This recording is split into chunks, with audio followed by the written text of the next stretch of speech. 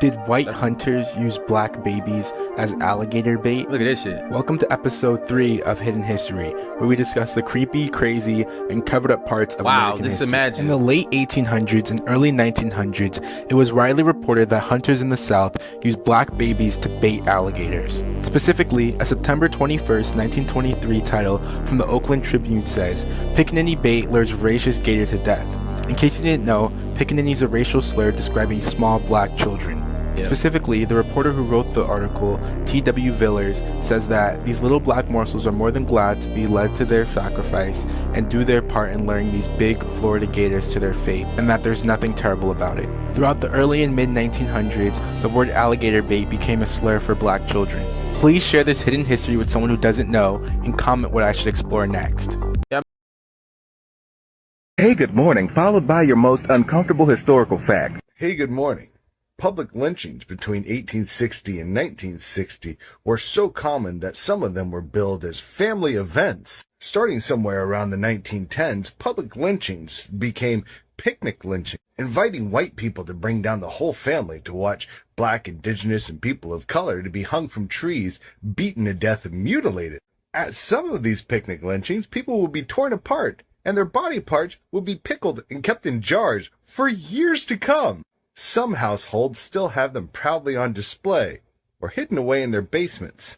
And because black people specifically weren't considered to be 100% human, they would occasionally be torn apart and grilled, which is why books like The Delectable Negro are so important, because it became so common that there were recipes as to how to cook black people and serve them.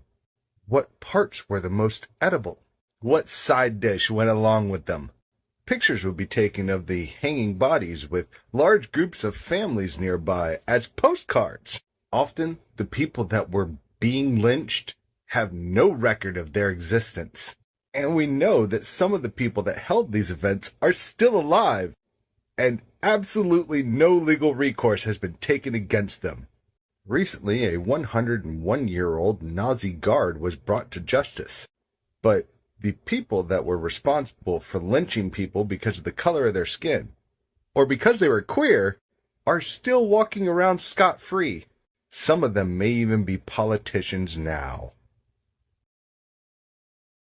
When I tell you it was heinous, I'm going to have to be careful how I word this so that I don't get in trouble, but I think it needs to be said because I am sick and tired of hearing people say that people of color just need to get over it already because it was so long ago. No, it wasn't. It wasn't. My father remembers his father raising hunting dogs that he would rent out on the weekend for hunting parties, only these weren't regular hunting parties. These big bubbas would set up these almost lemonade type stands during the week and sell these little cards for like, I don't know, a nickel, 25 cents. They were person of color hunting licenses. And everyone who bought one during the week, they would gather together on the weekend with all their trucks, and they would round up as many people of color in the surrounding areas as they could find, turn them loose in the woods, and set the dogs after them. There are people alive today whose family were hunted down in the woods by dogs, and they raised their children to have a well-earned distrust of white people and of police officers. Because I guarantee you, any of the police officers that weren't wearing the hoods were turning a blind eye. This town, Vidor, Texas, at one time, I believe was known as the most racist city in the United States. It was a sundown town. They had a billboard that said, "Person of color, don't let the sun set on your